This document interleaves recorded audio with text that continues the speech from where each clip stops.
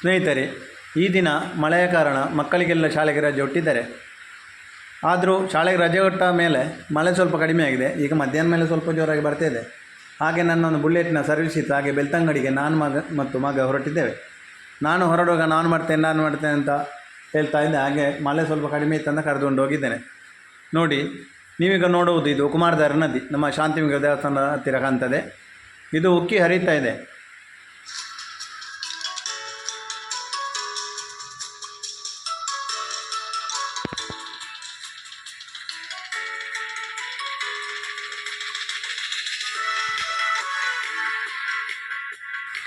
ಇನ್ನು ಬೆಳ್ತಂಗಡಿಯಲ್ಲಿರುವ ಬುಲೆಟ್ ಶೋರೂಮಿಗೆ ಸ್ವಲ್ಪ ದೂರ ಇರೋದು. ಇನ್ನು ಹತ್ತಿರ ತಲುಪ್ತಿದ್ದೇವೆ. ಇನ್ನು ತಲುಪಲಿಕ್ಕೆ ಆಯಿತು. ಶೋರೂಮ್ನಲ್ಲಿ ನಮ್ಮ ಮೆಕ್ಯಾನಿಕ್ ಚೆಕಪ್ ಮಾಡ್ತಿದ್ದಾರೆ ಏನೆಲ್ಲ ಆಗಿದೆ ಅಂತ.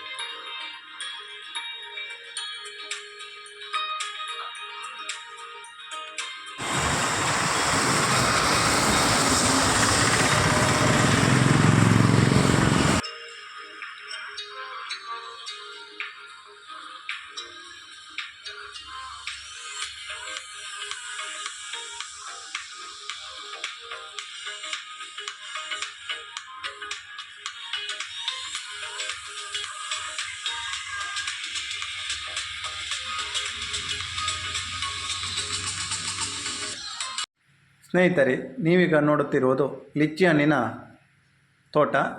ಅಲ್ಲಿ ಹಲವಾರು ಬಗೆಯ ಹಣ್ಣಿನ ಗಿಡಗಳು, ಮರಗಳೆಲ್ಲವೆ. ಇದು ಉಪ್ಪಿನಂಗಡಿಯಿಂದ ನಾವು ಬೆಳ್ತಂಗಡಿ ಆಚೆ ಹೋಗುವಾಗ ಎಡಬದಿಯಲ್ಲಿ, ಮಾರ್ಗದ ಎಡಬದಿಯಲ್ಲಿ ಸಿಗ್ತದೆ. ಬಹಳ ವಿಶಾಲವಾದ ತೋಟ ಇದು. ನೋಡಿ, ಅಲ್ಲಿ ಕಾಣುವುದು ಲಿಚ್ಚಿ ಹಣ್ಣಿಗೆ ಬಳೆ ಹಾಕಿದ್ದಾರೆ. ಬಳೆ ಅಂದರೆ ಹಕ್ಕಿಗಳ ಉಪದ್ರಕ್ಕೆ ಅಂತ ಎನಿಸ್ತದೆ. ನೋಡಿ, ವಿಶಾಲವಾದ ತೋಟ. ನೋಡಿ, ಅಲ್ಲಿ ಕಾಣೋದು ಲಿಚ್ಚಿ ಹಣ್ಣು.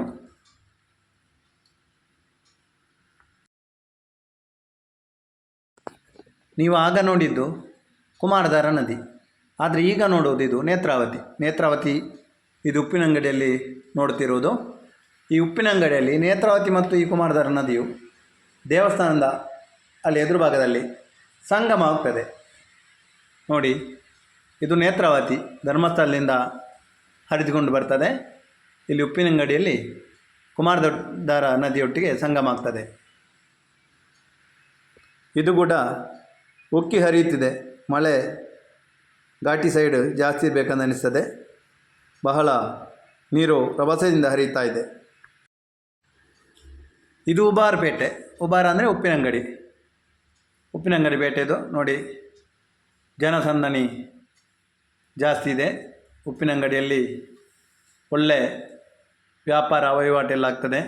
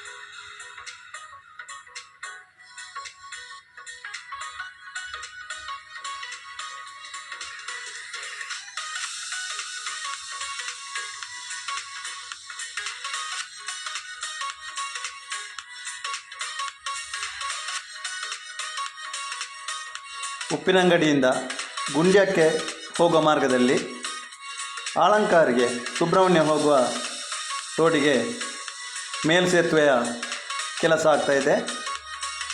ನೋಡಿ, ನೀವು ಮುಂದೆ ನೋಡುವುದು ಮೇಲ್ಸೇತುವೆಯ ಒಂದು ಕಾಮಗಾರಿ.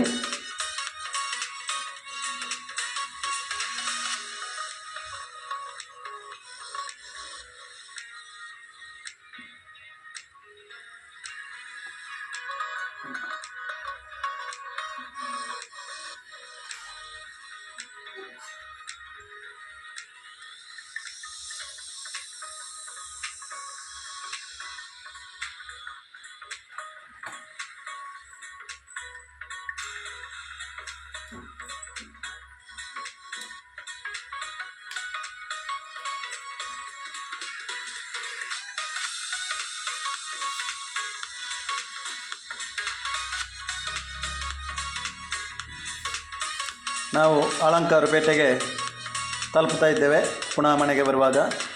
ಹಾಗೆ ಅಲ್ಲಿ MRPL ಪಂಪ್ ಉಂಟು, ಅಲ್ಲಿ ಪೆಟ್ರೋಲ್ ಹಾಕುವಂತ ಹೋಗ್ತಾ ಇದ್ದೇವೆ.